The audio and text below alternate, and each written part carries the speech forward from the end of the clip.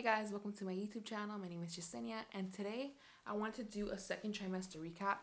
I'm already well into my third trimester, but I really wanted to capture everything from the second trimester. So I went through my pictures and my notes and tried to write everything down. And I had a few things written down, so I wanted to just put it all together and come up with a little recap. And I do have some notes written down, so you see me looking down, that's why. So the second trimester usually starts around 14 weeks. Some apps say 13, 14, and it varies, but the average say 14 to 26 weeks. And around this time, I actually did my little announcement pictures. I'll enter one here. I did it at 13 weeks, so still the first trimester, but I didn't mention it in my first trimester recap, so I thought I might mention it here. At that time, I didn't know the gender at all yet. We just wanted to do a little announcement photo to tell our friends and family, and it was really fun. It was actually our first little photo shoot ever, so that was a little thing we did, and it was really fun. And then about a week later, at 14 weeks, that's when we found out the gender, because I did the NIP test 12 weeks, and it took about a week and a half to get the results. So everything came back negative, and then we also got the gender results since it was a blood test as well. And it's a funny story because they actually called me during work, and so I didn't want to find out the gender without my husband. So I gave the phone to one of my coworkers and I was like, can you please just write it down on a piece of paper? So she did, and then I had that little piece of paper folded up for a whole entire week. And then one of my friends decided to throw us a little gender reveal party, and it was really, really last minute. So we had a few friends come over, and I don't have any family here with us. So we had everything through Zoom, which was a whole mission, but it was really fun. And I'm gonna put some pictures and videos of when we found out we were having a girl, and it was just so exciting. I knew it was a girl. It's pink. It's a girl. Yeah. It's a girl. I just knew it from the moment I got pregnant that I was having a girl. I don't know why. And I've always wanted a boy first, but I just knew it. And my husband had a feeling too. So it was surprising because it was confirmed, but I already felt that it was going to be a girl. And then I had another ultrasound at 20 weeks. I think that's where they check the bones and make sure everything's growing correctly. So we got a few ultrasound pics from that, and it's always so exciting to see the baby grow inside you. From the first ultrasound where it was literally a little bean or a little piece of rice to seeing the whole head and the body. It's just amazing, and it was a really fun experience. I always loved getting the ultrasounds. And then around 21 weeks, that's when I would say I felt the baby's first kick, because before that I didn't feel it at all, and I didn't know what to feel for, because people said it felt like butterflies, some said it felt like a feather kind of rubbing against your stomach on the inside, and then a few other weird stuff which I never felt it and I didn't know what to look for, I guess. But I started figuring out that I kind of kept having these feelings of gas, these bubbles, and then it would happen so often. I was like, is this a baby kicking or is it gas? And then sure enough, at 21 weeks pregnant, that's when I started to realize these are the baby's kicks. And then I actually have a video of the first time I caught her on camera, and it was so cool to see it. Since the first time I felt it, I started to feel it more often, so I knew what it felt like now. As the weeks kept passing by, 1, 2, 3 weeks later, they were definitely stronger and more distinct, so I can definitely tell what was something like gas, like a burp or a fart, versus the baby actually kicking me. So it was really cool. So now I'm gonna talk about all the symptoms I felt in the second trimester, and let's start with the tiredness. I kept reading about how you get this burst of energy on your second trimester and you just go into fullness mode, this and this and that. I never got that burst of energy. I was super tired. And my first trimester, it wasn't that bad. So I guess that's why I didn't see the huge difference other people might see. But I was tired. I was taking naps all the time. At some point, I remember waking up on a Saturday, eating breakfast, and then getting ready for a nap because I was tired. And I did nap until 2 p.m. So I don't know. I would say I felt like I needed a nap pretty much every single day until the end of the second trimester, weeks 24, 25, 26. That's when I felt I didn't need a nap anymore. But even during the work week, I would take a nap in my car during lunch, and then that's when I would rest. So I don't know, for me, I definitely didn't get that burst of energy, but I hear other moms do. So everything with pregnancy, it just depends on the person. So skin wise, I did start getting a lot of acne on my face, and it got really bad. Usually I get a few pimples and redness when I'm getting my period, but this was non-stop, and it was pretty bad. So I ended up going to the doctor, and I wanted to go see a dermatologist, but they just gave me some benzoyl peroxide to wash my face. And it kind of worked in the beginning. Now it's like, it comes and goes. I don't know if it's working as much. I would say that's something I experienced. And I know my mom actually got acne when she was pregnant and after she gave birth. So I think it's genetics as well that has a play on it. So that could be why I got some like face acne. For the belly, my belly started getting really itchy, and not just my belly, but like my skin in general was really itchy. And I read that because your skin is expanding, it gets deprived of the moisture, and that's why it gets itchy. So I would put lotion every day and every night. And yeah, my mom would send me videos of like oils to put on my tummy and everything, and I did. So that really did help. And I actually had no stretch marks during that time. And I'm not saying it's because of lotions, I know it's genetics, but I'm mentioning it because I remember my mom just telling me all the time, put lotion on for stretch marks, this and that. Spoiler alert, I got it in the 3rd trimester. But in the 2nd trimester, it was all good. Something good that did come out of this though is I got a lot stronger nails. My nails used to break so easily, and since the pregnancy started, I guess it's because of the prenatals, I just thought about that. But ever since I've been taking the prenatals, my fingernails have been super strong, and I've actually been able to shape them and paint them, which is new to me because mine would always break, so then I had to file them down all the way and it would suck. So yeah, that's one great thing. For hair, I've always had really thick long hair, so I don't know if it made a difference in my hair. I feel like if you have a thinner or less hair, it's easier to tell, but for me, I've always had a hard time telling if vitamins work on my hair. But I did notice my nails, so I'm guessing it did have an effect. I just didn't notice it. Something else, just like you can probably tell right now, I get out of breath really quickly, and this started in the 2nd trimester. I noticed when I would start going up the stairs at my workplace that I was out of breath really quickly. And this was before I even had a belly, like showing or anything. I would just go up the stairs and I was out of breath. And I honestly thought I was just getting out of shape. But then I realized, oh, this is just a pregnancy symptom. It started with like taking the stairs, and then I noticed it would happen more when I would talk as well. Like right now I'm talking a lot, so you can hear I'm out of breath a little bit. And then it just started getting, I guess, worse throughout the 2nd and 3rd trimester. Just prepare to always sound like you're running a marathon, even though you're just sitting in your room or office and then just talking. So speaking of not showing yet, I didn't really start gaining weight till like later in my 2nd trimester.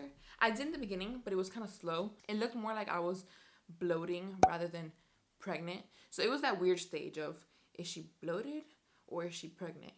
Did she gain some weight or does she have a baby in her? So I was in that stage, I would say, for most of the 2nd trimester. And I was in that phase for quite a while, I think until like the very end of the 2nd trimester, where you can tell like, oh, she looks more pregnant than just a weight gain, you know? And with that being said, I definitely didn't fit into my jeans anymore. So I went to Target and I bought a pair of maternity jeans. I didn't think I was going to buy any maternity clothes at all, just because I thought, oh, this is only for a few months. Why waste the money if I'm not going to fit into any of this once I have the baby? I'm going to tell you now, I'm thinking into my 3rd trimester. If you're in the 2nd trimester and you're thinking about it, just go for it.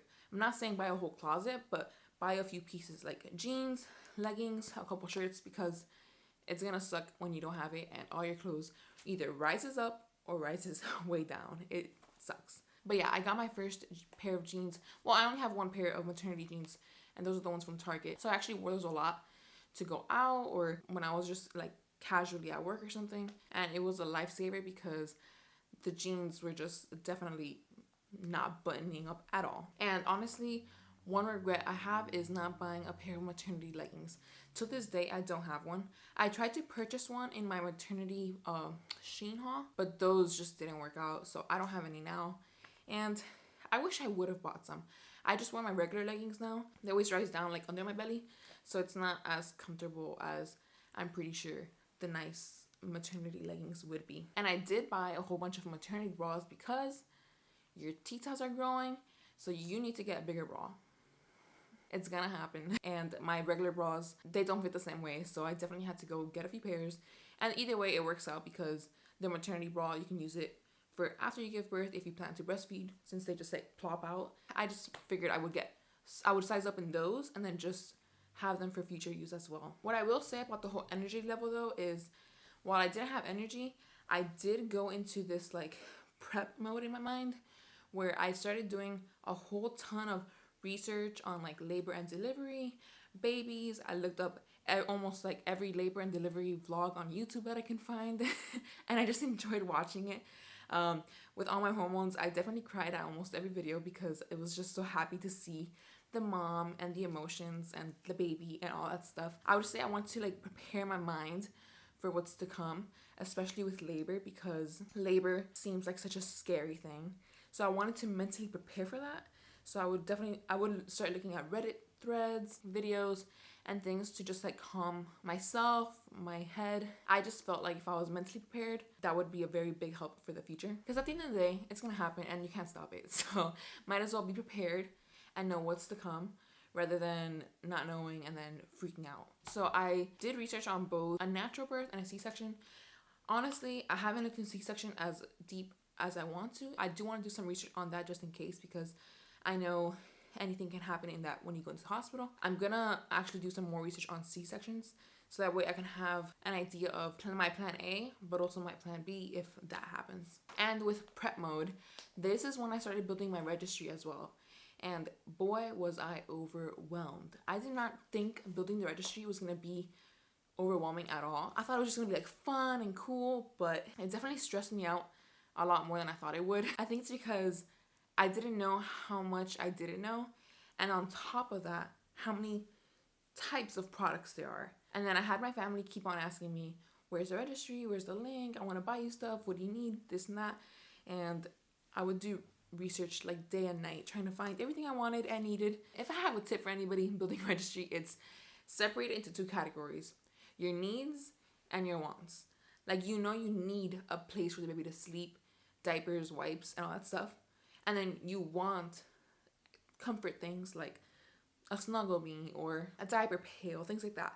So I would say separating both categories so you at least have your necessities and then your wants. Because I was all over the place, and then it was just like a whole mess I had in my computer. I had about like 50 tabs open at a time. I wish I was exaggerating, but I really did, because I wouldn't just look at one thing and decide, oh, there's diaper pail A, B, and C. Let me choose B and then move on to the next product. No, I would look at all the brands, do a bunch of research for reviews, and then I wouldn't pick one, but then I would get distracted and see, oh, look at this toys, or let me see what toys are good for their development. Bum, bum, bum. Oh, and then I would see, oh, look at that decor, how pretty. Let me start looking at the decorations I want for the nursery. And then, oh my gosh, it was such a mess. So I would say organize and categorize. The last thing I'm gonna go over is kind of like sleeping. I was a stomach sleeper before I got pregnant. And during the first trimester, I kind of tried to get used to sleeping on my sides, but I didn't really start enforcing it on myself until the second trimester. Since I know that's when it's more important and then your belly actually starts to grow. I hate sleeping on my side. My shoulder always feels like it's falling asleep, or I wake up hurting. So I still haven't learned. I still wake up like this. But something that did help is the pregnancy pillow. Pregnancy pillow, I would say during the second trimester, was so important for me, just because it would help position my shoulders a little better and take the weight off when I was laying on it, like since you're hugging something. And at the same time, I had a lot of hip pain as well. Having the pillow in between my legs so I can, squish the pillow, it definitely did help align my hips and legs straight. So it alleviated the pain a little bit. But if I have a tip, if you're wondering for pregnancy pillow, if you're on the taller side, like I'm 5'7", my pregnancy pillow is kind of short. So it reaches up to like my kneecaps if I'm not bending my knees. So I kind of have to bend my knees so I can get the full effect. But I wish I didn't have to do it all the time. So if you're on the taller side, I recommend getting the extra long pillow if you plan to get the U shape anyway, because that's what I have. Oh, last thing I didn't mention are my emotions. Just like the first trimester, emotions are definitely all over the place in the second trimester for me as well anyway. I was definitely never a crier before pregnancy. Crying is something I didn't really do very often. I cry all the time. Like if I get into a tiny argument with my husband, or if I see something sad or happy in the movie, I get emotional. If I see YouTube videos of the babies, I get emotional. It's just crazy how your hormones affect you so much, and actually living in it, because I remember Josh and we put on a movie, and within the first 30 seconds to a minute, they showed some memory or something that happened, and it was like a sad, and I had tears coming down my face. And that was the first minute of the movie. I was like, what is wrong with me? This would never happen before. So I just think that's really interesting and funny to deal with, especially moving on to the third trimester as well. But yeah, guys, that is everything for the second trimester. Let me know in the comments below if you had anything super different or crazy happening in your second trimester that maybe I didn't experience that other moms may experience. I hope you guys enjoyed this video, and I can't wait to do my third trimester recap coming very soon, and I will see you guys next time.